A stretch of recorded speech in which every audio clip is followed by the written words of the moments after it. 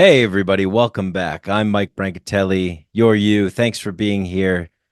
You're back. I'm back. We're back. It's been a while. It's been a long while. And I deeply appreciate everybody who has stuck around, who's been a subscriber, who has supported Micadelic, and who's been a patron. Thank you. And if you're new here and you like what you hear, you like what you see, please consider subscribing.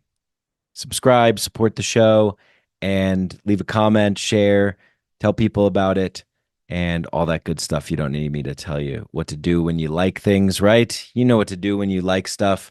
So, just a gentle reminder, if you like it, subscribe and all that good stuff. Well, I am back from the beyond, I don't know, the abyss, from being away, from not being on a microphone in a long time. And I am greasing the wheels with the cosmic WD-40 and blowing the dust and the rust off as best I can. And we'll get through this together. I feel a little out of sorts, out of place. And however, what better way to reemerge from the cave than to come out with this episode with my dear friend Michael Phillip. He is the host of the Third Eye Drops podcast, and he is just a real delight to listen to, and his conversations are fantastic. He has so many amazing guests on the show.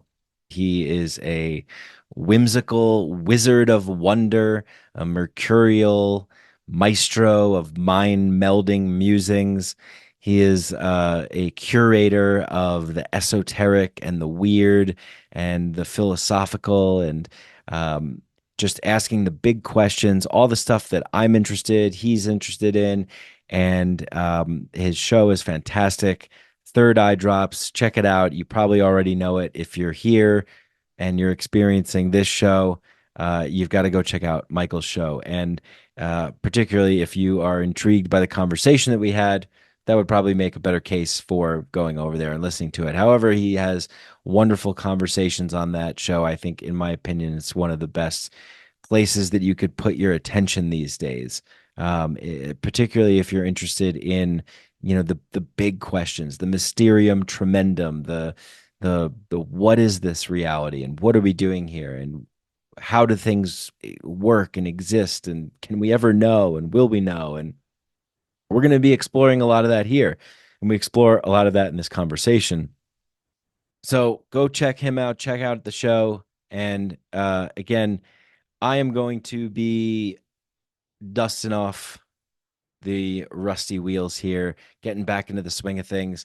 And I'm going to be doing a video talking about where I've been, what I've been doing, what I've been up to, what I've been thinking about, what I'm feeling, and what you can expect of this channel, this podcast, this show, what's going to be coming out next, and what this is all going to be about now. And I'll do a whole exploratory video getting into all that stuff. And so if you're interested in that, you could check it out. There'll be a thing here or here or somewhere, that you can click on and go to that video or audio if you're listening. And what else do I want to say? I'm happy to be back on the mic and to be sharing interesting conversations. And one of the big goals of this is to develop a relationship with you guys out there and to really anchor this in a community kind of place for dialogue, two-way dialogue. And so one of the goals with the new show here is to have group Zoom calls and do things like that. And again, I'll explain that all in one of these links. I don't know where it's going to be, but I'll explain all that all in a separate video. For now, I hope you enjoy this conversation with my good friend Michael Phillip. We could do a pretend cast. This could Mhm. just all be. This is actually not. This is a pretend. Well, isn't it all? We could start there. Isn't it all We could pretend? start there. We can start there. I had an idea of what I wanted to talk to you about. I'm And I'm up for whatever, man. That's great. I know you are. I know you are. And I think it's apropos to kick it off with a little question by our mutual friend, Dr. Ido. Well, he posted on Instagram yesterday about fate and destiny. Uh-huh. Okay. What do you think about fate and destiny? And I gave him an answer about kind of a Hillmanian answer, Mm-hmm. I would say. Mm-hmm. Um, so is there an outside force outside of the inner voice calling daimon that follows a divine calling, or Mm-hmm. is there a calling within the calling, or is there also yes, that's You know that meme of the kid that he's like a probably like a 12-year-old black kid. I think he has a red shirt on. Mhm. I love this topic. No, I mean I love this topic of essentially fate versus free will, and even there's some considerable nuance between like destiny and fate. This is one of those elements of broadly, I don't think you can answer this question without thinking about the whole context of Western esotericism and the sort of like metaphysical picture, because that's where all of this comes from. Like, you referenced Hillman, but Hillman's view is really the Platonic view, and he's playing with this whole idea throughout Soul's Code, which we're mutually fans of. Um, and the way that he's doing that is by evoking various Platonic, I guess, myths, but also talking points, specifically like the myth of from Plato's Republic, which is a whole thing that we could or could not get into. But to nutshell it, there's this idea that is very ancient that we are sitting in this hierarchy of metaphysical forces, right? And that we're kind of in most ontological pictures near the bottom of that hierarchy. And we're sort of an outflow from something else going on, like some larger process going on. And within that process, there are like, and this is the Platonic sort of Western esoteric picture now, there are individual souls who are being reincarnated and they're going through this sort of um, process that is seems to be multi-lifetime, is participatory, yet we are not in charge of this process.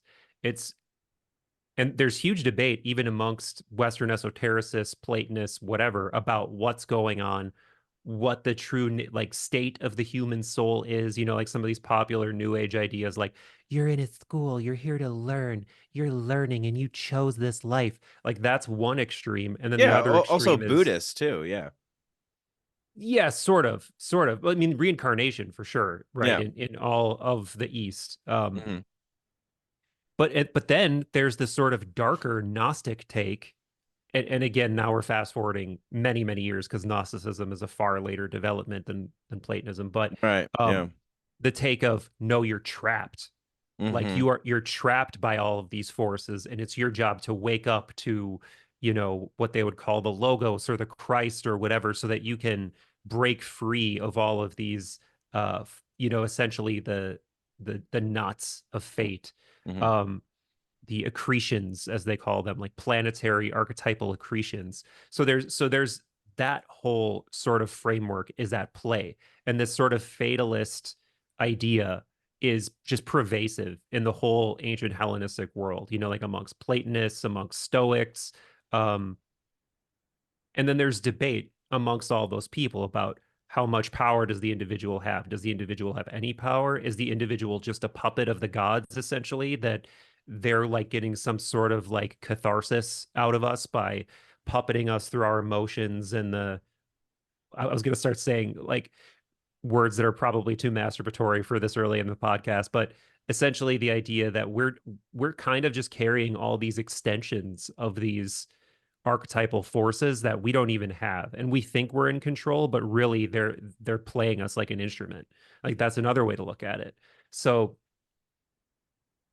that's kind of, I feel like, the necessary groundwork to even begin to get into this question, because it sounds like one of those things where it's like, if you're looking at it skeptically, like, come on, this is all a bunch of bullshit. This we're, but it just depends on what framework you're approaching from and what your appetite for these things are, I guess. Yeah. Yeah, good, well said. What do you think? What do you feel? What resonates most to you in your life, in your experience? Yeah, so I mean, I've always been Hillman in Soul's Code definitely gave me better language for the way I think I've always felt deep down, which is that there is a process unfolding that you are physically an extension of. There's something behind the scenes, or some things behind the scenes, that have led to your physical manifestation in the way that it is. Mhm. And it's not pure randomness, and it's not pure um, everything is just absolutely calculated, and again, in the sort of everything happens for a reason, it's God's plan, like that the whole thing. I Sure. guess I situate somewhere in between. And the reason I do is because it just seems like at every turn, reality is so incredibly random and stochastic, and there's just so much chaos going on. Yet there are these on just this beautiful, immortal, ontological framework that everything so conveniently grew out of, right? We live in such a stable world. The laws Hmm. of physics are absolute. Mathematics is absolute. It works. It describes reality. So it feels like we are this weird little, I don't want to say experiment, but some kind of overflow from this, for lack of a better term, divine reality. And by divine, I mean something that is both imminent to this world, but is superior, and that we cannot wrap our minds around. We see traces of it through things like theoretical physics, quantum physics, bleeding edge mathematics, things that it's like I was just talking to this absolutely brilliant philosopher, Federico Fagin, on my last podcast. Hmm. Invented the microprocessor at a young age for Intel, went on to have a hugely successful career in tech, had a was a total reductionist materialist, thought people were basically like computers, assumed that he could eventually program a computer to be conscious. And then in middle age, he hits this state that so many of us are in, of like existential longing, confusion, depression, and has a mystical experience, like a non-dual mystical experience of feeling like he is his consciousness, yet he is one with everything. This sort of insight. And he, off the back of this, eventually he spends like 20 plus years experimenting with his consciousness. He spends 20 plus years actually using his genius intellect to come up with his own um, theory of consciousness, basically.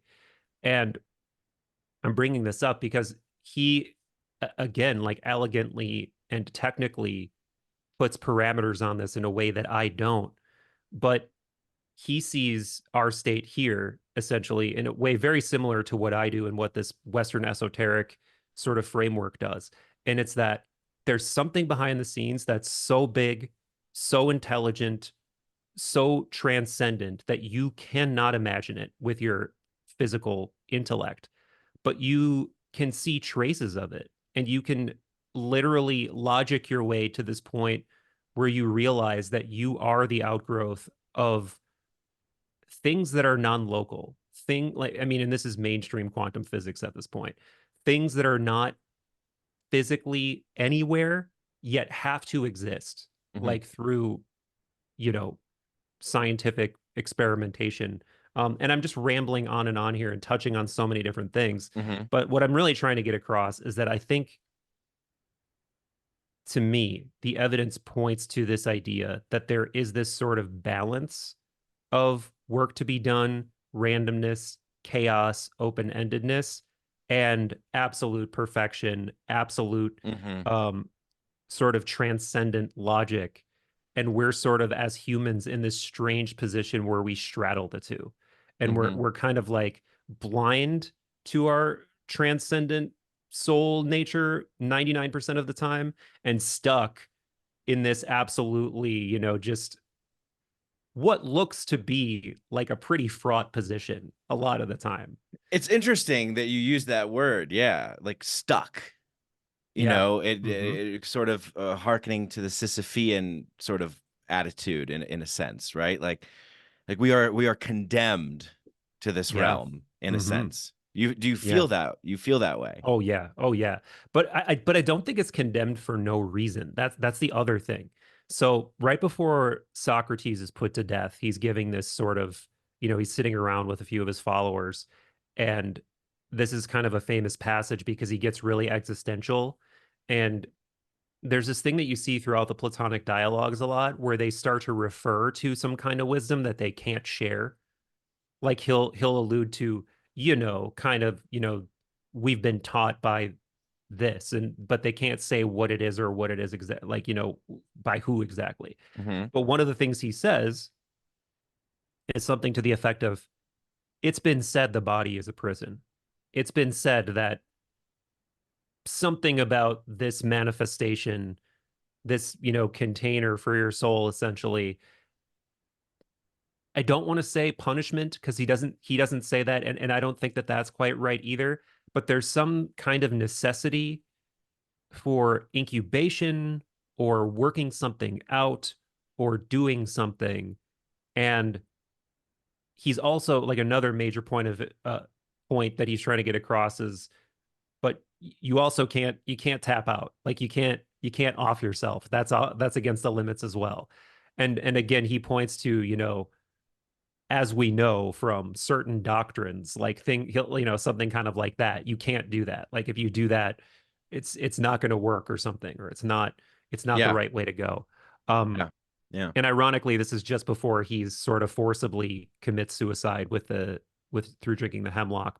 Right, right. Um, but anyway, yeah. So I feel that to a big degree. I definitely feel like we're hugely limited, and naturally I think anybody who develops that spiritual hunger, it's like, of course you are, of course, because you're like longing for a mother that's not in this world or something. You're like longing for something that is so natural and so basic that it's like you don't even know what the catharsis valve is. You don't know what the teat you hunger for is, but you hunger for it. Right, yeah, yeah. You maybe we Yeah. remember because we've come from that realm, the sort of infinite, eternal repository of the chaotic, elegant all. And it's like a big scratch and sniff, like there's little scratches like below you could kind of smell a little bit of what it smells like and what it feels like to be there, but we don't get to scratch the whole thing off. We're not supposed to scratch the whole thing off, maybe. Hmm. However, many of us on the path want to badly, and we want to live there and we want to be there. But that's not what this realm is for, to live there and be there, right? And then Yeah. that's I think that's when you get a lot of I think that is when we it ties into this meaning making that we get involved with, and then just, man, it feels so good to just land on something. Let's Hmm. just be here. Okay, this is just a school. Everything happens for a reason. Everything's perfect the way it is because it's all supposed to be this way. Let's just be there rather than the extremely more cognitively challenging and seemingly unstable Yeah. where you could slip into an abyss of psychosis, part of like trying to juggle the Yeah. paradox and nuance and complexity of understanding in a sort of a Campbellian comparative way, right? Like Hmm. all of these belief systems, even fatalism, determinism, the daimon, like they Yeah. are still structures born out of our minds. However, we have touched the eternal in points of our lives. Those of us who have had the chance to have experiences where we've deviated from general Right. consensus normative consciousness and had altered state experiences with entheogens or ecstatic experiences. Hmm. And man, I love when a guy of rigorous scientific study just stumbles into something like that. Right. It kind of gives it a more of a credibility or weight in a certain sense of like, hey, this Absolutely. just happened to me and I don't know what it is. So the realm of unknown unknowns, the things that we don't know is massively big. However, in order to make sense of things in this world, we have to give symbols, we have to compartmentalize, we have to label. And I think for me, what I'm feeling is we need to invent new ways now. We need to sort of come up with, we seem to be in a time where we're really digging up a lot of ancient esoteric Yes. wisdom, merging it with a lot of really cool things that are happening in the modern age, right? uh, Well, it's the archaic revival. We're right, clearly, right. we're clearly rediscovering the ancient hermetic, alchemical, Platonic wisdom. Um, Yeah, yeah, exactly, yeah. I yeah, and I can, I mean, just to pick up and riff off of what you're saying, I think the archaic revival is the right idea. In the sense that, so if people don't know, Terence McKenna had this famous riff about the archaic revival and about how we needed to rediscover this wisdom. And he's right. And I don't think we need, like, we do need something new, but we don't need something detached from what came before. I think we need to rediscover and build on the foundations of these traditions because one of the like it's interesting because one of the things that is implicit in science is that I was gonna say it's completely without. I think it's ideally at least supposed to be completely without lineage, right? That's not the way it is because everybody just assumes certain doctrines are correct, right? Like evolution by natural selection, relativity. Like everybody just assumes these are correct because they've been demonstrated over and over and over again. And so then we just build over the top of these things until there's some kind of huge, like, orthogonal discovery, like quantum physics, and suddenly it sends everybody into disarray, and you have all the mainstream scientists being like, "This cannot be right," and then it takes 100 years, but everyone's like, "Fuck, it's right." And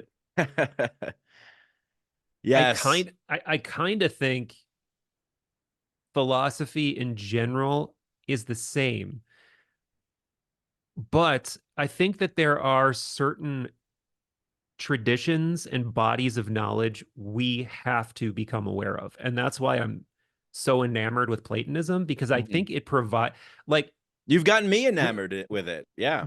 whenever people act like there is, oh, nobody had it figured. I'm like, they kind of did though. They kind Hmm. of did have it figured out because they provided the per and so I'll take a step back and say why I think this they did have it figured out. Hmm. One, you have to be a rigorous logical thinker. So you have to have that out of the way. You have to understand how to use discursive thought, be a logical thinker, an educated thinker, and then you go through the process of exploring wisdom from the most mundane sort of bottom level of the epistemological hierarchy all the way up through your rational logical faculty, your dianoia. But then for Platonists, it doesn't stop there. There's a higher kind of knowledge beyond the logical and the mathematic where you inhabit. You inhabit with your whole mind, body, and soul. And when I talked about that mystical experience that Federico Fagin had, that was a noesis. That was a moment where he stumbled into a deeper layer of knowing that he even understood was possible. Where even as a guy who is a physicist and invented the microprocessor and all could deeply dive into the technicals of things in ways that I couldn't even begin to imagine. In that moment, no one needed to tell him you're at a deeper level of knowing now than you ever have been. He just knows it. When you Hmm. listen to him talk about it, he just knew it, And that's the kind of knowing that alters the trajectory of your life and your level of understanding forever. And psychedelics do that too. Like I Hmm. think I think psychedelics are a sort of are almost like an anamnesis or noesis kind of generator. You know, Hmm. they put you in that state where you just have this deep knowing, and the place where it tends to go wrong is where people after the fact try to encapsulate whatever that was in words and in Right. pre-existing structures and Hmm. religions and Right. whatever dogmas they're already obsessed with. So then they try to like funnel the ineffable into whatever pre-existing box that of course it's going to shred. Of course it's going to shred your boxes. So I think that there's the point that I'm trying to make with this ramble is that some ancient wisdom already knew that, like already knew that all of these ways of knowing are important, but there's a highest kind of knowing that all of it should lead to, and that there's no end to that. Like you literally, there are as many noesises. There's essentially like infinite noesis in some way. If I'm not getting too far out there, No, I'm and, tracking. Yeah. and what I mean by that is like because we're stuck in this like let's just say reality, this isn't even correct. Let's just say reality is a giant circle, right? And then it's like one of those funny those memes where it's like the what you know, what you don't know, what you don't know, you don't know, like Right. that kind of Right. a thing. Let's use that example. So we're in that little tiny slice of the pie chart. And then there's what we don't know, and then there's what we don't know that we don't know, right? Right. Right. So that's what I mean by there's like infinite noesises. You could know everything you think there is to know, and then you'll come up against an infinity of other things that you could know but don't know, Right. and Right. don't know that you don't know. Right. And And then it's how we yeah, handle it after the fact, yes. right?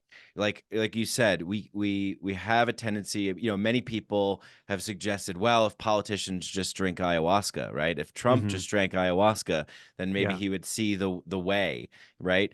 But what I'm seeing and what I've noticed since experimenting with psychedelics and being immersed in the culture for such a long time is that Hmm. I subscribe more to the Stanislav Grof way of like they're non-specific amplifiers in a Yeah. way. Yes, they can put you in touch with the eternal, the divine, the transcendent, the unknown, and you still have your pre-constructed, determined like pathways of conditioning and you're going to make what you will of it Hmm. in if you are not trained, right? That's why that so many, maybe that's why, and I want to get to this, like what were the conditions that allowed Yeah. for this type of belief system and thought and experience how could this wisdom be held in such a good way then? What were the conditions that were needed? And we could talk Hmm. about that, like training, knowledge, practice, ritual, to ground you in being prepared to handle that, right? Like the famous Jung quote, Hmm. like be prepared of unearned wisdom. And Oh so yeah. that we sort of ripped the seal off in the 1960s in a big way. That was sort of the major Western Hmm. cultural reemergence, but people were not prepared in any Right. sense, right? Like I saw uh, someone, Paul Austin on Twitter was or X, I guess it is now, was saying that how it was a big mistake in the 60s, what happened in the 60s. And I said, well, for me, I really fully agree with Leary's turn on, tune in, and drop out. But we have to drop out into something, as Buckminster Fuller Good says. Like, point. in order to change things, we can't fight against what already exists. Hmm. We can't put that uncapped infinite potential wisdom Yeah. into these obsolete sort of filtering systems of reality. We need to build new ones that just render it obsolete, right? Like nobody uses a rotary phone anymore. iPhone is the way to go. If you had Right. a landline, it would be just, it wouldn't make sense, right? So what are what are the conditions Yeah. that attributed to these great thinkers in Right. ancient Greece to have this sort of roadmap of what to Hmm. do with these kinds of experiences, how to handle yourself. Yeah. What was the container, this socio-political environment like? What did they understand and what did they know? And we know about, the Temple of Eleusis, the Yeah. Eleusinian Hmm. mysteries. Hmm. That was a state sanctioned program, essentially, right? Yeah. Yeah. So three total things I want to say quick, and I'll end by attempting to answer that last question. Um, Going back to the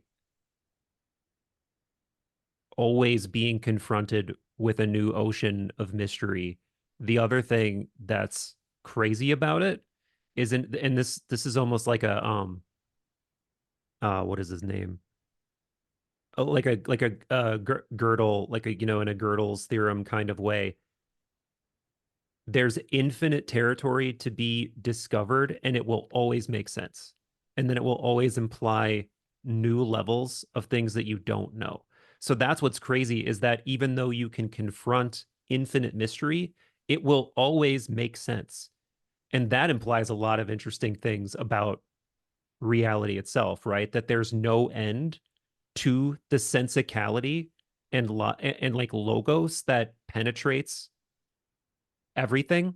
Like that's unbelievable. Like you could literally do math from the day you're born till the day you die, and you'll never run out of math to do, and it will always make sense.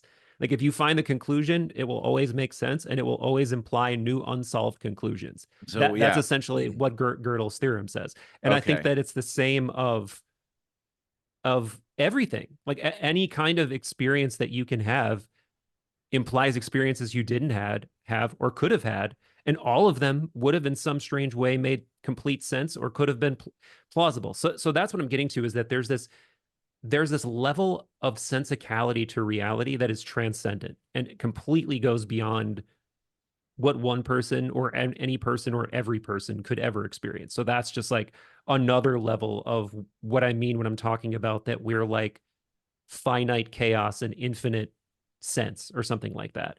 Um, the other thing is, you're talking about the 1960s and letting the sort of Bakushian, Dionysian psychedelic energy flow out into the zeitgeist unchecked. A fun idea to play with because we're talking about fate, right? And we're talking about free will and choices. Just kind of dipping our toes in the sort of Rick Tarnas, Kairos, archetypal astrology kind of pool. Who says we got a choice there? Who says that wasn't just the time for that energy for that archetypal energy to just explode out into reality? Like if archetypes are real and archetypal energies are real and they're being suppressed for so long, maybe it's natural that they just build out and they explode out into culture, into humanity in that way, Mhm. you know?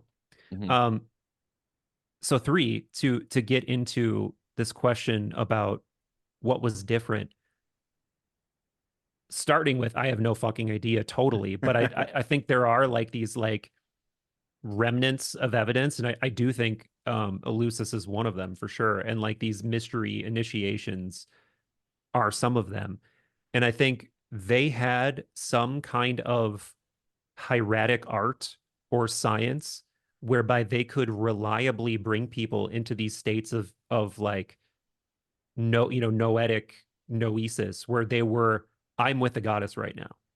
And it's not metaphorical. It's not like we're thinking from our modern POV, that's not Mhm. possible. Right, That's right. not a real thing. But if you look throughout all of the ancient literature, the smartest people that lived in the Hellenic world, and these are people of very fucking considerable intellect, all say this. The goddess lives there. You go there and you're with the goddess. That's what it says. And then you start to look into, well, what does that mean? How did they achieve that? Like, what? Bro, that is such a rabbit hole that I don't even, I want to get into it, but I don't know if we can even get into it because it's going to blow up into such a different sort of worldview than what people listening to this podcast, I think, might even be ready for, though I would love to get into it. But Yeah. so let's Well, just let's just throw that up as a possibility that there was a way to go to certain places and have experiences that would reliably give you some kind of, I know that I'm with divinity here. I know that it's like I'm one with it. I feel it. I experience what they call the epoptea, like the viewing of it. It happened. Um, so just think about how much that would change the world. If there is a place that you could go where you're like, yeah, I know this is going to happen. And I mean, maybe arguably something like going and doing an ayahuasca retreat is that.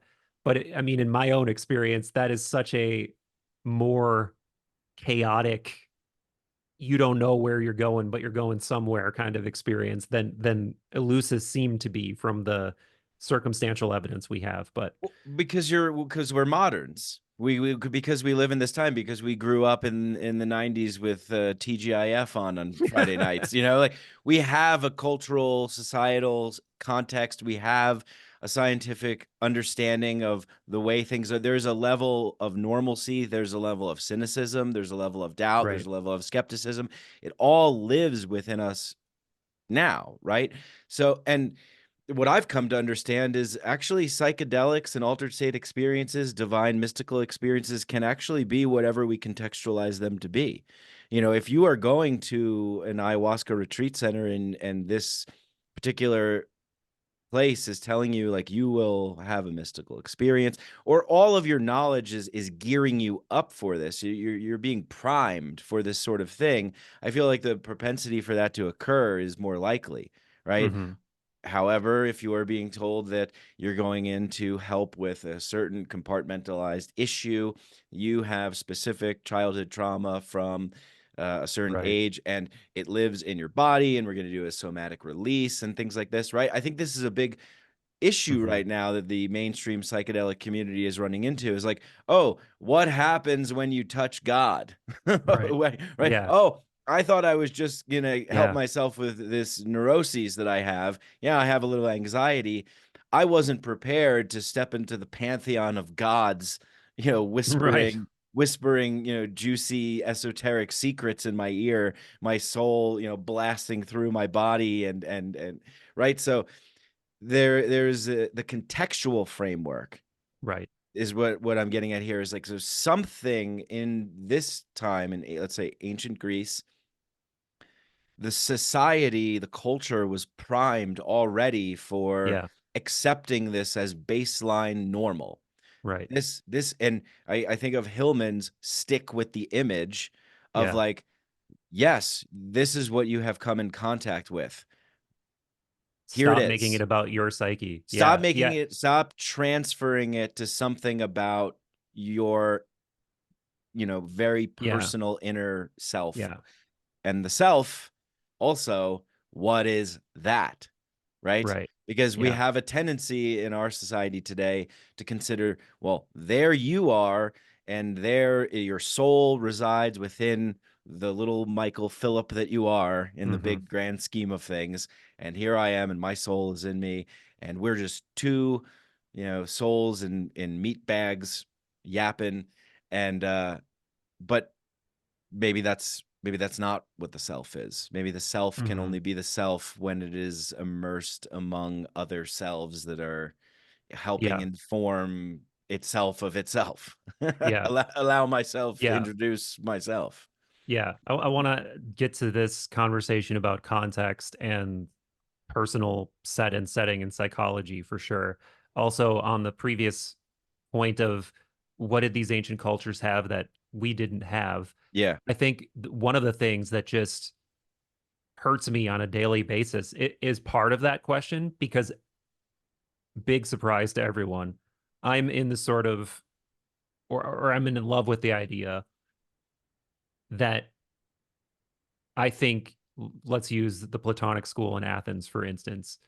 I think they did have an initiatory system, and I think a lot of it is lost. And I think Hmm. what you see exoterically with the Platonic dialogues makes that abundantly clear that you can actually with very, not a whole lot of hermeneutical prodding, you can see, oh shit, there's hidden stuff in here.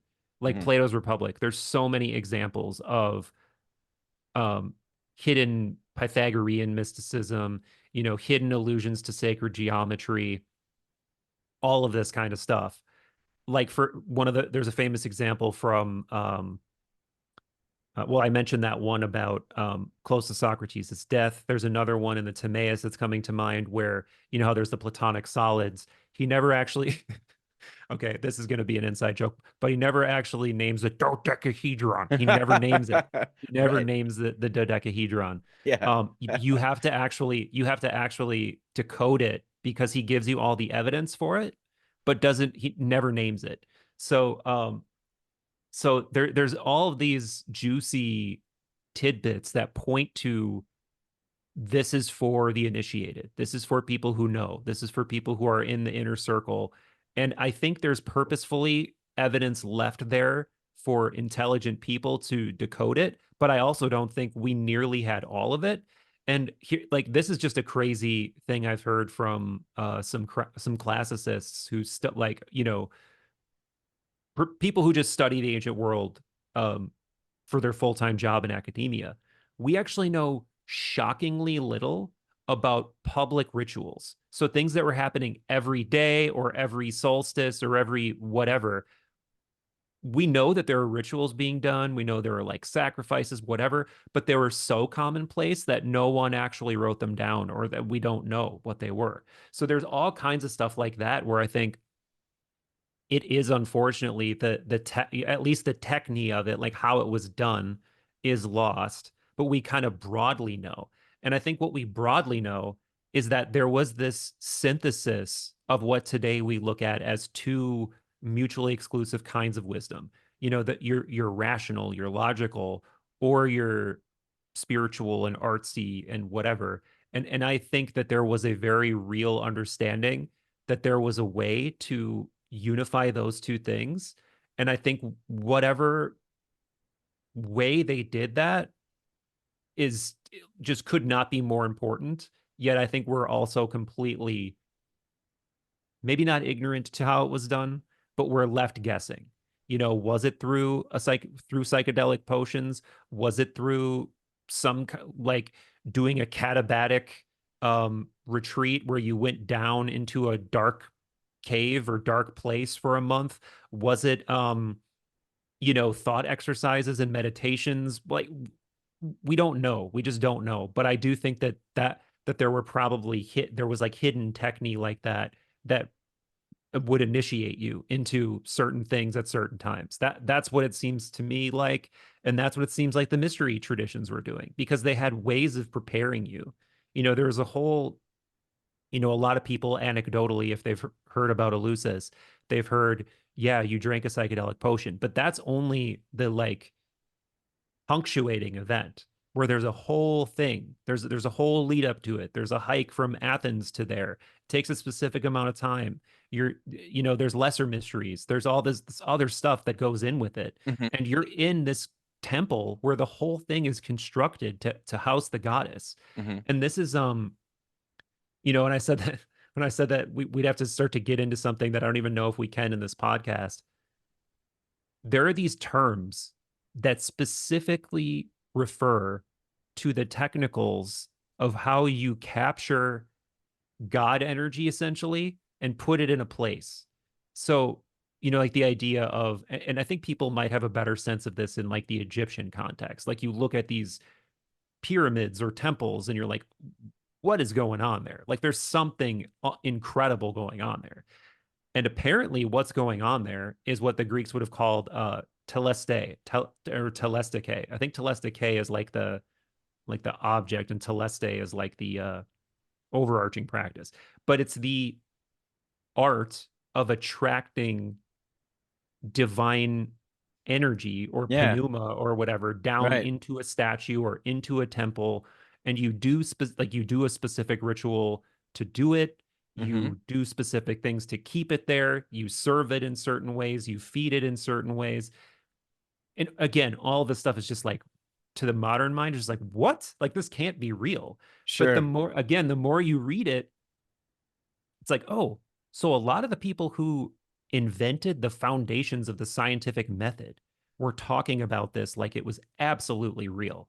Mhm. And in some cases, people like Iamblichus, the Neoplatonist philosopher, or uh he's a famous alchemist. I'll think of his name in a few seconds. Isaac Newton. No, he's much older than that. He is considered to be like one of the oldest alchemists. Um, Give Hermes me Trismegistus. well, yeah, I mean, this guy is a self-described follower of Hermes and writes about him all the time. Yeah, it's escaping my mind right now, but Yeah. this guy, like some of the most technical evidence we have for what I'm describing, like, he calls it like the opening of the mouth ritual and stuff like that. That's like preserved in this guy's writings, and he's also an alchemist who was doing technical, like the idea that alchemists didn't really do technical stuff. It was really all about transmuting your soul. No, they did technical stuff. Hmm. And Hmm. but it was also had to do with technical things where it's way beyond the pale of what we would think about now, because we're talking about things like creating vessels for that are pure enough to attract godly energy, or releasing pneuma from objects and just stuff like that. But anyway, I think that also speaks to this idea about the psychology, which was like the next thing we were going to get into, or and like Yeah. the set and setting. Because if you're living in a time where you just think that way and like this stuff is possible, yeah, that for sure changes your set and setting.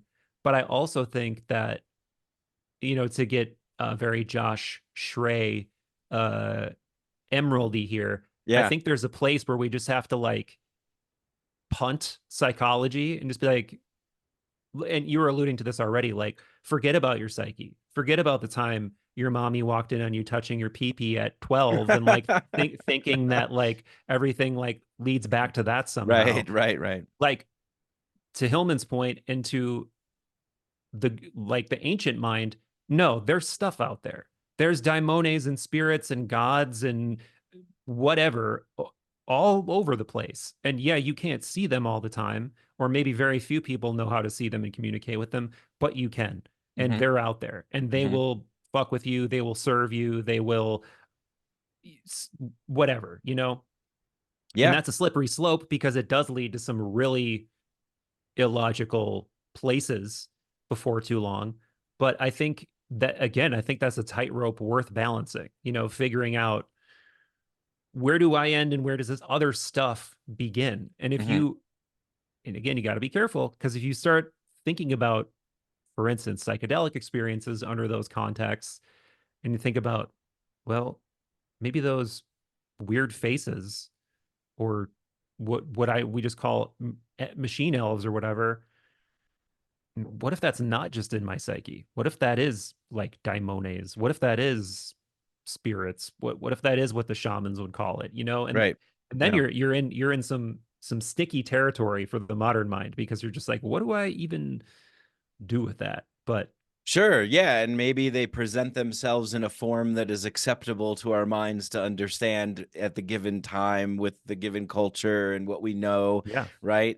The forms and the images, right? Like the be not afraid, biblically accurate angels, right? As our mutual friend Jennifer Sodini would has Mhm. the archetypal deck of, I believe, out, which she kind of brought to my forefront because I didn't really understand that, but it makes a lot of sense that that would be the case. And getting to this point of the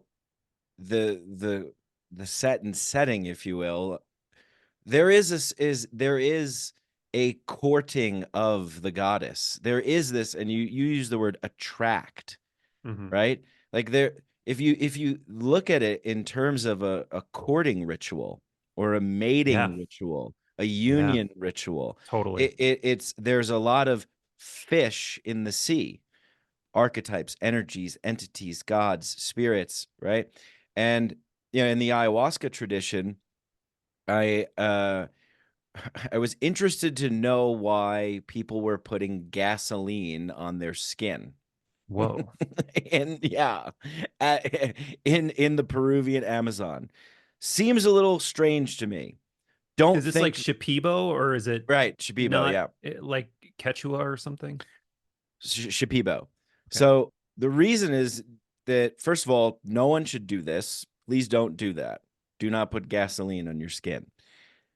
They don't their understanding is different. They don't really understand the point of it is that it is such a putrid smell that it repels Wow. evil spirits. It repels Interesting. demonic Interesting. energies. It repels the darker forces that right when you enter into a ceremony, you want to bathe in flower water.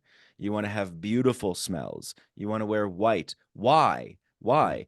To attract the goddess, to attract the divine, to attract things that you are looking for in a positive sense, right? And so there, and it is done in a maloka, right? A Hmm. temple. There are certain rituals that, right? And if we think about it in a modern context, in relationship to dating, let's say a man goes out and he wants to find a nice woman, right? He wants to court a lady. He's gonna put on cologne. You're gonna wash your hair. You're gonna take a shower, right? You're going to do certain things that are going to draw in what you are seeking and what you're looking Hmm. for. And how do you know it's the right one? How do you know? Yeah. There's a certain feeling that you get, this sense of knowing, right? So I think about that in that context, that these a lot of these rituals, a lot of these set and setting contexts, they're not just woo, right? We're not just like going, oh, well, we're just going to put these crystals here and we're going to do this just for the sake of it. There's a courting aspect to it. There is a seductive Yeah. mating aspect to it, Right. you know? Yeah, dude. Yeah. So two things that makes me think of. One is there's this guy named Dr. Steven Skinner who's coming at all of this from a modern perspective. He's like he's a PhD scholar, actually does translations of grimoires for and ancient, documents to English and publishes them. But he said something incredibly similar to what you were just saying, and he was talking about, you know, if you read a grimoire and it says you bathe and you do all this stuff and you use certain incense, and that is not just for like fun.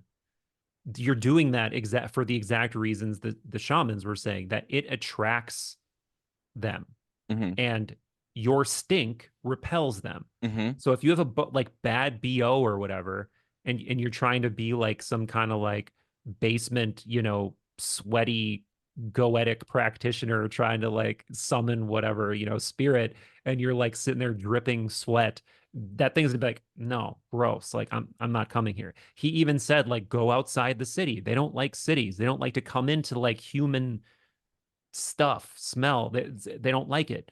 Um, so Yeah, so so so right, that's really interesting. And right. then there was something else too, and now I've lost my train of thought. What? Well, while Yeah, go while ahead. you're drumming that up, I'm getting excited about Hillman's rant on aesthetics and beauty Hmm. and soul in the world and the soul of things and stuff. The Yeah, in one of the books that I'm obsessed with, we've had 100 years of psychotherapy and the world's getting worse. He talks about, yeah, I'm concerned about the lamp in your office, that you're sitting under this fluorescent light. So these are very real things when we look to the ancient world and we look to the aesthetics, the right. infrastructure, the design. They were not building prefab buildings constructed like cylinders Yeah, of brick. They were building intricately detailed, beautiful, beyond beautiful. yeah, The as Jordan Peterson says, like when you look at something, you are touching the divine. There is the remembrance that occurs when you were looking at a work by Michelangelo or Leonardo, and you're getting this. You're being transposed to the eternal realm. So right.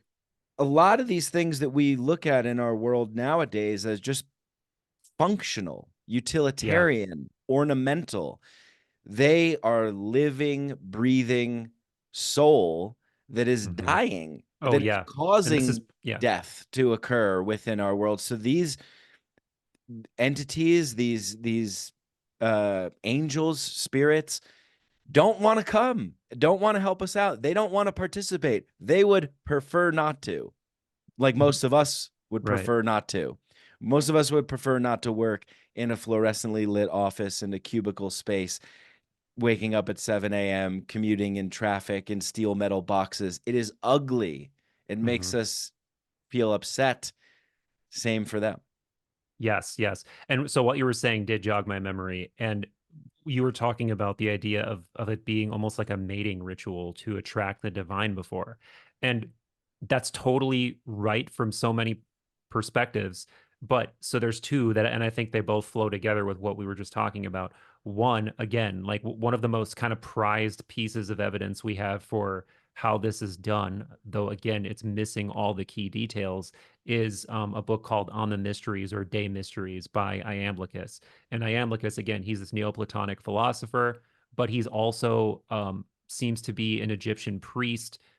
He's in this lineage essentially of Assyrian holy men and really, really knows his shit, both from a Hellenistic perspective and from an Egyptian and other mystical initiatory traditions. And he talks about this. And this is so counter again to new age spirituality, where people are talking about manifesting and using some kind of spooky juju to like get shit for themselves.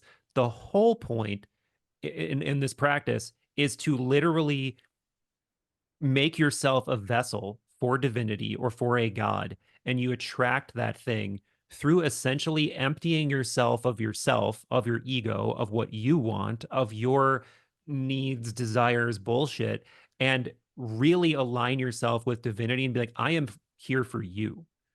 Everything I'm doing is for you. I'm using your signs. I know what your signs are. I know what your language is. I know how to attract, and this gets into like sympathy and you know, uh what Jung thought synchronicities were actually. He thought that it was like divine sympathy. He's or cosmic sympathy. He says that in I forget what work of his, but there the idea is that there was an art to this and that you if you knew the art and the correspondences you could create an environment that an aesthetic environment that these things would find desirable like and Mhm. you could attract that energy into yourself and then you become more of an instrument of this divine energy or archetype or whatever, and that's what the buildings were too, to your point. It's like yes, they were probably building very basic utilitarian buildings to just like live in or do whatever. But when it came to building something sacred or something where you would do sacred acts, look at these fucking temples. Look at these the to your point, the artisanship, Mhm. the positioning, why they built the things where they built them. People talk about, whoa, isn't it weird that the three pyramids at Giza mirror Orion or actually really Osiris's belt? No, it's not weird because what they're trying to do is they're trying to create a talisman on Earth that attracts divine energy. They're trying to communicate with these energies and be like, look, we know and appreciate your signs and we replicate them here to let you know that we want your influence here. We like pull your influence here through correspondence. And yeah, dude, it's once you open your mind to all of this shit, it really either drives you crazy or opens some doors. I'm not sure. I'm not sure where I'm at. Maybe I'm slowly going crazy, but it's Well, it's it it's feeling like it's helps. making sense. It helps a lot, when you think about it. The value and the purpose of these things are not arbitrary. That there is a certain truth to think positive and positive things will happen. Very basic, simplistic way of saying it, but essentially, yeah, take care of yourself, take care of things, respect things, and then we will attract the things that want to commune with Yeah, us when we have our houses in order, so to speak, totally. right? And and it just makes sense to me when I put it that way. And now I want to kind of loop back a little bit to this sort of hierarchy, the Hmm. secret wisdom, the initiatory stuff there, because we're speaking as if these things have been lost. However, and I don't think that this requires any tinfoil on your head for this, but I will say that I do believe that people know about these things and are potentially using it, not exposing it to the masses for Right. fear that, because what happens when everybody has access, when everybody has direct experience, when everybody's involved? Well, you can't run the system that we're running currently right now. Just doesn't work. It becomes obsolete. So, getting back to your point, and also there is an argument to, should everybody have access, right? Like, should it be a tiered thing? Should it be this thing that you have to devote to and work for and Hmm. participate with? I do believe that you need to put in the work, Yeah. right? I don't believe that it just comes, or you should just be handed it, right? I do believe that everybody should have an option for access, but it's very interesting that that was also in place in those times, in the ancient Greek times. Like, Hmm. this was an initiation. Yeah. This was something, like, there is wisdom that you cannot access because you are not ready to access it, Yeah. and it Also, you might. might not have the capacity. Like it's one of those things. Right. Finish your point though, because I don't want No, to. no, no, Yeah. please go. Yeah, you might not have the capacity. That's a good place to start. Yeah. Yeah. Yeah. And also, I wanted to say that there's another cultural parallel to this idea of divine energy, or for lack of a better term, being attracted through aesthetics. And it's in I think it's in On the Warrior's Path by Chogyam Shambhala on the Warrior's Path by Chogyam Trungpa. Mm-hmm. And there's a Mm-hmm. whole chapter about Drala, this Mm-hmm. Tibetan idea of Drala. And he was talking about what ostensibly sounds very sort of Jordan Peterson-y, like, clean your goddamn room type shit. Yeah, yeah. Because he's saying, like, if you want to attract that, is your room clean? How do you look? How are you presenting yourself? How are you feeling? Because you won't attract it if you're dirty and like your house is out of order and all of that kind of stuff. Like there is a relationship between your appearance, your energy, your space, and that.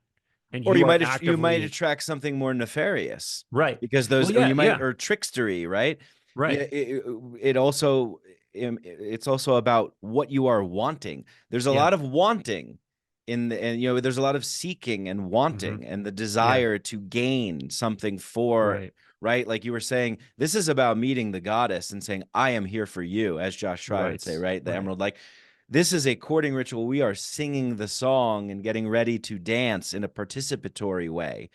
And Yeah. they're leading. They're leading, and we have to be Right. ready for them to lead. So there's a lot of that kind of attachment going into it, in addition to how you are and what you smell like and all Hmm. that kind of stuff. Your mental state, Yeah. which might lead Hmm. to, like, more in the sorceress types of realms, or like the Right. brujeria, right? It's like Yeah.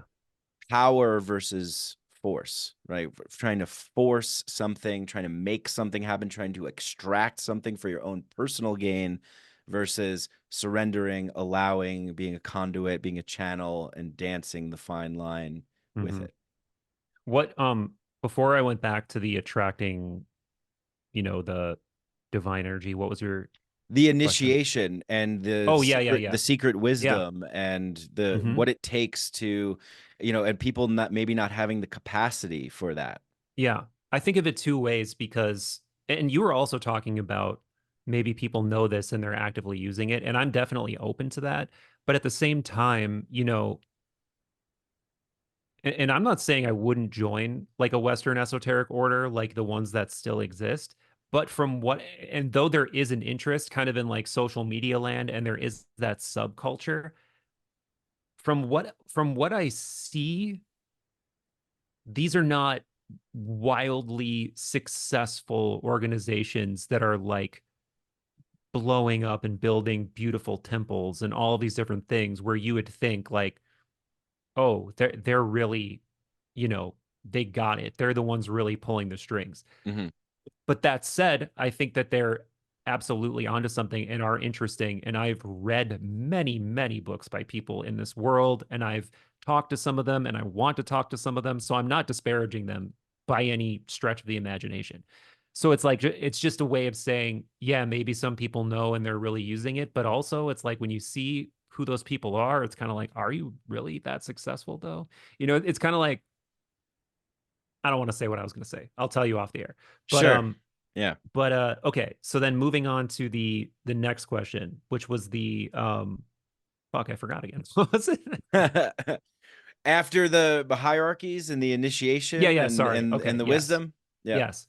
Um yeah, so I think two ways about it. One is that if you look at a fraternal organization, like one of these that I was just mentioning, or even like ones that people know about, like the Freemasons or whatever, there's a specific way you go through things, and you have to go through it in that way because you're reaching a sort of narrative um pinnacle.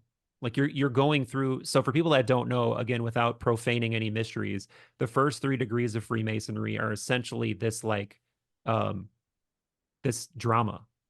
And there's a pinnacle thing that happens in the drama, and that's your third degree initiation. So in that sense, you can't be given. I mean, you could go read what it is for yourself, and unfortunately, I know too much because I kind of wish I wouldn't have spoiled it for myself. Um, so in that sense, you could go spoil it. But what are you really spoiling? Because you didn't have the experience. Hmm. You Hmm. know what I'm saying? So it's like Hmm. you didn't build you didn't participate in it, you didn't build the relationships, you didn't experience it. So you didn't really get it just Yeah, because it you doesn't got the carry the same information. weight. Yeah, Yeah. yeah. Yeah. So there's that. And then there's also, okay, so if I give you a book that will take you from first grade math to calculus, d- you have to fucking do the work. There is no going around it, you know? So I think that there's like those kinds of wisdom where just by having it, and it's like if you just turn to the last page of that book that shows you all the answers to the questions, you didn't do it. You did not do the thing by reading the answer. So there's all of that going on that I think some of the esoteric stuff mirrors, because like one of the definitions for the word esoteric is only for the initiated, or Hmm. knowledge for the initiated. Hmm. So what does that mean? I mean, in some cases there aren't shortcutting, but in other cases there are like very famous examples of like profaning the mysteries of Eleusis, for instance. Like there are people who actually were punished for that, and there's a story about some philosopher who I think is in the Platonic lineage, who, man, I wish I could remember the story and who he was better. But he had this really vivid dream of like three prostitutes that were like doing something, and then he eventually realized like these are goddesses who were like profaning themselves. And he's like, why are you doing this to yourself? And they're like, what do you mean? You did it to us by like sharing the mysteries. Like you did it to us by writing about like how you approach us, basically. So there's like there's different ways to think about it, and it's all from, I think, from the practical, like there is no skipping, you can't know, to, yeah, there are certain things you keep your mouth shut about, because if you talk about them, you are essentially disrespecting a tradition, a maybe even a fucking being. I don't know. Hmm. um, Hmm. Hmm. so I do think that there's a place for it, but I do also share your feeling that kind of everyone should have the opportunity. And I think we clearly live in a time now where, to a degree, everyone has the opportunity, right? Like there's way more wisdom out there than the vast majority of people are exploring or even attempting to explore. And I myself feel, I want to be absolutely fucking clear. I feel like an absolute neophyte. I know I talk about this stuff for a living, but I still feel like a total beginner. And I never want to come off like I know this stuff. I know how to do this stuff. I know what the answers are. I'm still figuring it out. And like, yeah, I have a riff I'm tempted to go on here, but I also don't want to just keep going. Go Well, on it. okay. So for instance, I don't know if I told you this, but I'm going to the Monroe Institute to Oh do yeah. the gateway Oh, process, cool, all that cool. stuff. Yeah. Um, I got hooked up through this guy Chris Ramsey, who's just Mm-hmm. who's Mm-hmm. awesome. He's got a really cool channel called Area 52, and like a massive main YouTube channel. Also, it's super nice guy. We did a pod. We were talking a lot about um, the gateway process, the Monroe Institute, out of body experiences. Essentially ways that you can, I don't know, project your consciousness, use your consciousness in different ways. Mm-hmm. And he had this connection, so he connected me with them, and I'm going. But I'm kind of approaching from a place that I think some people probably have, but I'm so interested in all of this stuff that we're talking about that I'm thinking of it more like a how do I prepare myself as something that wants to attract versus I want to experience these things for myself. Like if I'm going to go into these spaces, I want to open myself up to that. Mm-hmm. I don't, I mean, yeah, I care about answers. I care about exploring. I care about, you know, seeing what some of these other states of consciousness are. But I'm more interested at this point in my life in a kind of knowing that is like a change in orientation. It's like I think what I'm trying to get at is like you got to develop a desire for something else, like a desire for I don't want like all that I just want to like throw the ego based stuff away, or at least I want to, like I still am like looking at fucking juicy cheeseburgers on social media and being like, oh my God, let's go eat here. Like, look at this cool car. I'm still that just Sure. You're that still type of human. person, Yeah. but I want to not want it. I I want to. want to not want it. Okay. All I right. think that's the right amount of want tos. Um, like Right. I want to have. So this is something that is talked about in. It's alluded to a lot. For instance, in the Republic, and especially in the cave allegory of and the symposium, like where they're talking about the nature of beauty, the nature of love, what love is, all of that stuff. Mm-hmm. And there's this idea that you slowly develop a taste for not the worldly manifestations of beauty, but what are the what where do those come from? What makes a thing beautiful? What is the archetype of beauty and love? And how do you develop a unity with it? Like not even just a desire for that, but how do you like live in the energy of immortal divine love and beauty in such a way that it inhabits you and it like refracts out of you in a sort of like I'm a shard, I'm an emanation of this, and you allow that thing to just course through you.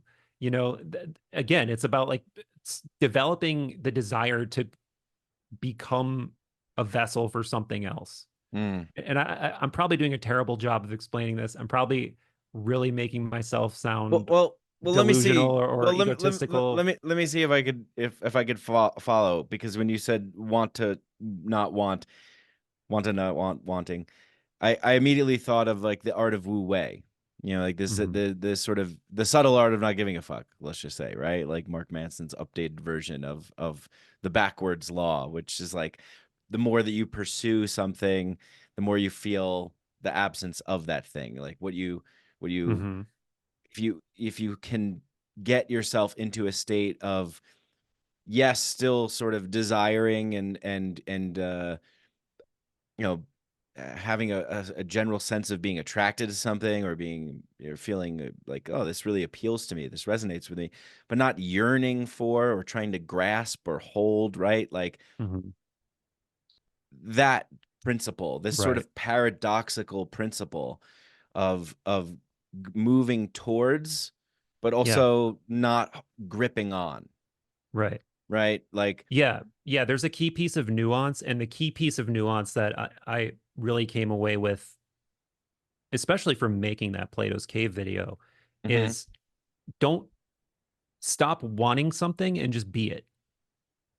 Because that's what it's like, these states of noesis that we're talking about, where you have a full knowledge with your mind, body, soul, all of that stuff. It's all about finding a way to actually be it, Yeah. not Isn't chase that what after it's it. all that's what it's all about?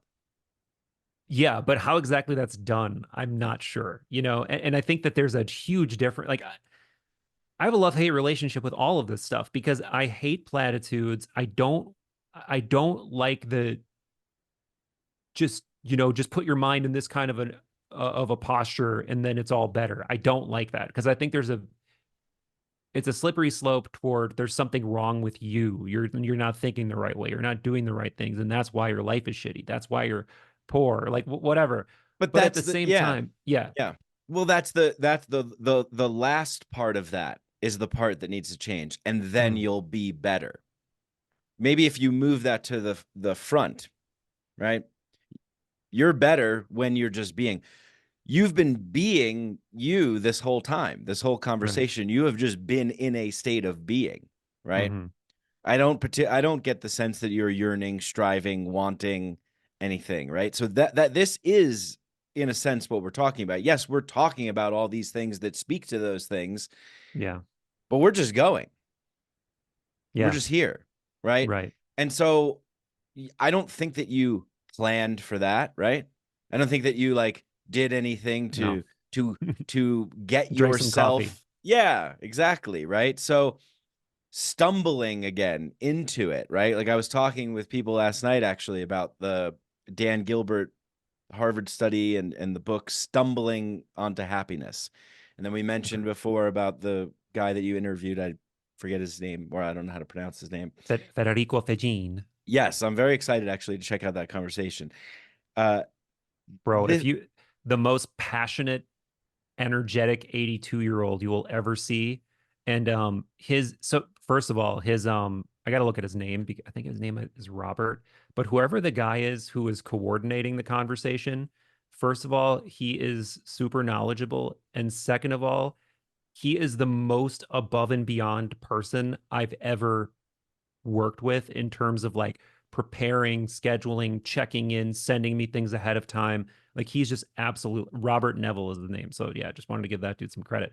But anyway, yeah, he told me that not only like he's like, yeah, you think it's amazing how youthful and energetic he is. He gave 70 talks both in podcast form and in person in like a less than 2 month span or something. The dude is just there's something coming out of him for yeah. sure. There's something coming out of him. Yeah, and that's like people often are like surprised sometimes by people who are older that have this sort of energy or this ability, but when it's pure and when it's real, it doesn't really Yeah. strain on us as much. There's people that are I just turned 40. And so people say when you're I saw a meme, it's like when you're 40, this is what your life looks like. You know, half of your friends look like they're 30, half of them look like they're 60, Yeah, right? right. Why do those friends look like they're 60?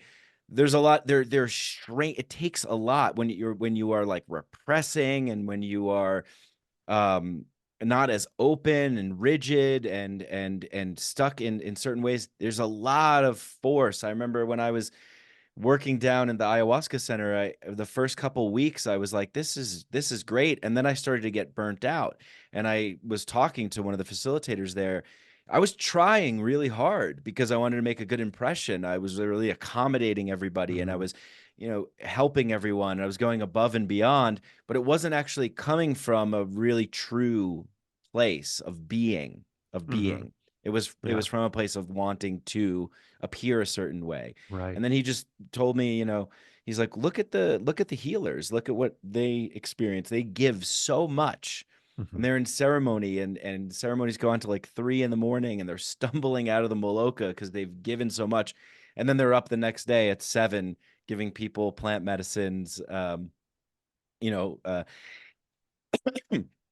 because it's from a pure and genuine place. Yeah. I think that everybody could maybe resonate with that when you're tired, you're depleted, you're drained, but you've got this other energy coming through you. Right. This divine, the link to the divine, the soul's Daimon, dance, daimonic energy. the daimonic Yeah. energy, right? Yeah. Exactly. That's what And it is. The word link is just like it made it go off in my mind instantly because that's yeah. it's carrying you. It's carrying you. It is this true pure energy that operates in a different way. Right. Because when you're forcing, when you're trying to, just look at how many people are like, oh man, it's just, oh, I'm so fucking drained all the time. It's like, yeah, Yeah. you have severed the connection. The daimon is screaming from the bottom Hmm. of the pit of the abyss that is the forgotten soul, Right. and you gotta listen to it. And listening to it means your life might shatter Yeah. completely. And so that's the kind of the capacity, being ready for that, being prepared for that, training for that, having a container for that. And what we were talking about before is just like, when you're in this place of sort of the stumbling upon, it's sort of the way of being. Like, all these things are really fascinating to discuss and interesting to seek and to learn and to know, but the true state of being, like, that right there is just the coup de grace. Hmm. It's the zest, memories that we all have in our lives, of feeling alive, resourced, energized, in a state of love. 9 times out of 10 don't come with like reaching and seeking and achieving something. It's Right. usually like the afterglow of that, and the Hmm. connection that has stirred up, and the synchronicities that occur from in the place of being. I feel that. Yeah, for sure. And yeah, you're speaking to something really nebulous, but very true in that I think you, like, for instance, you going down to live at the ayahuasca retreat and work there, that's something that you are doing probably from a really pure place of trying to honor your daimon or your calling or the thing that seemed like what you were supposed to do. Yeah. But then this is true of, in my own case, and I'm sure so many people feel this too. You do a thing like that you think is in accord with what you want, but then you start doing it, and it's not just hard because it should be like anything new should be hard. It should be difficult to like get over the hump, the learning curve. That's part of skill acquisition. That's part of becoming comfortable in something. But there's a version of that where it's like, I need to keep doing this. And then there's a version where it's like this is out of accord with like what I'm supposed to be doing, and it's just not right for me. And then some people just get stuck in something that's not right for them due to circumstance, due to a misstep, due to whatever twist of fate. And then they just stay there. And to your point, that's when you start to feel really like, oh my God, I can't do this. I'm out of, I'm just like I'm at my wit's end. And I want to say it doesn't have to be like that, but I think sometimes it does. Like if there is a perfect way of being, I haven't gotten there yet. Like I'm way more approaching it now than I was a few years ago when I was still working a day job and getting myself into a place where I can just explore these ideas and talk about this stuff. But then this becomes its own hamster wheel, and this becomes its own like filled with things that you just have to do by virtue of the craft of doing it, and like making a dumb thumbnail and like, oh, I better make the title something with this word in it, like all of that kind of stuff that just feels gross, but you have to do to Hmm. support yourself. It's like it never ends, but Hmm. also it's again, it's that tightrope of you don't throw the baby out with the bathwater and just be like, well, fuck it, I got to do something and I don't want to do this, but I'll just do it. Sure, that's one way to go. But if you do want to walk the path of what I think resonates with me the most and what resonates with Mike the most, I don't care what you call it, but it starts from a place of believing that you have some kind of calling and some kind of purpose and some kind of reason for being, no matter how nebulous or haphazard that is, and follow whatever that, you know, non-sensible senses, that like non-smellable, non-tasteable thing that just is kind of like roiling around inside of you and kind of lets you know when you're off track and that you have to learn the language of it. It's like not just because it's hard or it's dissonant, but because it's like really not for you and it's really not for the sake of your own individuation or evolution. Um, Yeah. it's hard, and I'm not saying it's easy or that I've done it, but it's operating from the place as if that's real. I think is a massively important place to start because it gives you a, you know, that Greek word anagage, Vervaki talks about it. Um, but it's essentially like the upward trajectory, right? And if, you know, there's two ways to look at it. Like there really is somewhere to get to, like there really is a one, like a unit of experience to get to, or it's just a direction. And it's like that at least gives you a direction, just going toward this nebulous individuation or capital S self or whatever it is. And I think that makes a huge difference. Mhm. Well, yeah, in the daimonic sense, that it's all grist for the mill in shaping the character that was planted in you, the foundational acorn blueprint structure that Yeah. is you. So you might be in a situation that is hell, Hmm. but the silver lining there, I think, is that if you're open to receiving something from it, that it is going to shape a necessary part of the character of the soul's calling that can only be molded through that mechanism and through Hmm. that means. And Yeah. there's an argument that we can make that we could say, well, yeah, I mean, it's all about how you look at it, and you can make whatever meaning, like everything happens for a reason. Okay, fine. Yeah. However, something speaks to you, right? Right. Something calls you. Something has Hmm. told you to go down this wayward path. For what reason? Yeah. Maybe we don't know, but in hindsight, we tend to know a lot. Yeah. This brings up an interesting point because I think we're all in this place where, whether we like it or not, we live in a postmodern relativistic sort of context where it's Yeah. like, you know, you can sort of choose your own adventure in terms of what you want to believe in, but then that leads to this sort of like hodgepodge of convenient philosophical positions to hold. And by convenient, I mean, well, I was born into a Christian context, or like this kind of, you know, Southern Christianity, so that's just like what I am, you know, like that. Or yeah, I was born into an atheist family that believes in science and air quotes, whatever the fuck that means, and so that's just what I believe.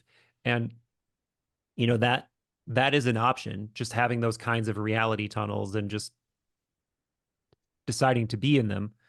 But I also think that we,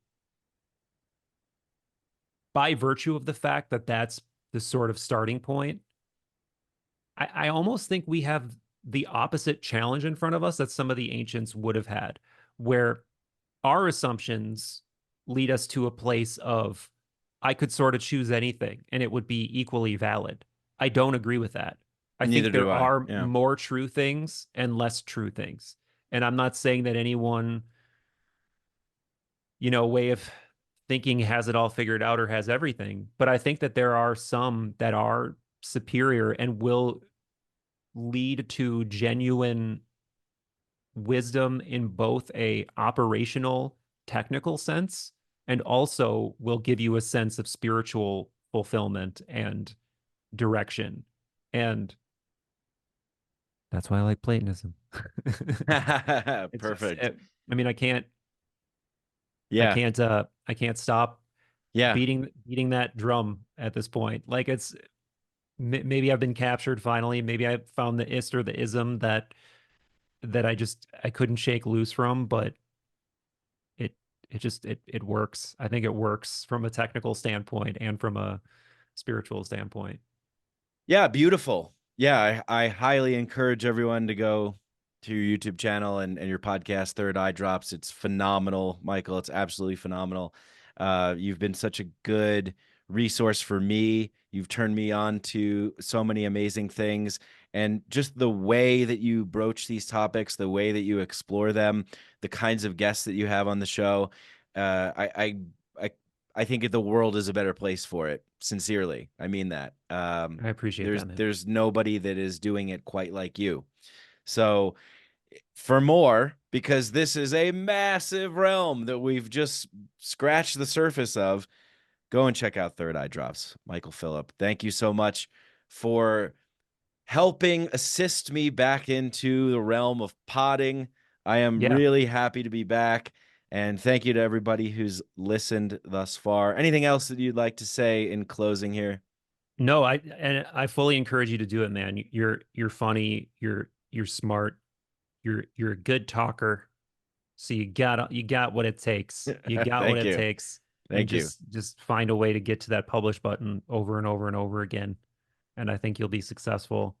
And I really appreciate your kind words, man. And if all of this was like super overwhelming and you need something that's more coherent and linear, and but you're also like, I want to continue, start with the Plato's Cave video because that's one that will take you from I don't know anything to some pretty deep waters that will give you like a million things to follow up on. And yeah, I think that's the best.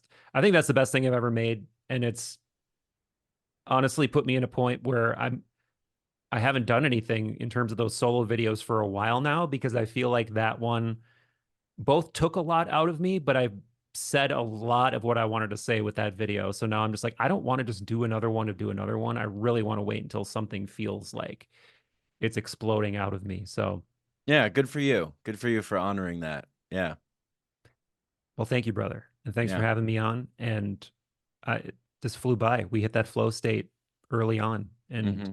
it feels good. The milk flowed. Yes. Excellent. All right. Thank you, everybody. Thank you, Michael. And stay tuned for more. Peace. Hey, thanks for checking out this conversation. If you liked it, if you enjoyed this conversation, please consider subscribing. Support the show by subscribing, like, share, tell a friend, leave a comment, tell a dog, tell a cat, tell your neighbor, tell people about it. Thank you so much for spending time with us and stay tuned. We've got many more awesome conversations coming out, some solo episodes, and many, many more things. Excited to be back. Thanks for joining us. Thanks for supporting the show.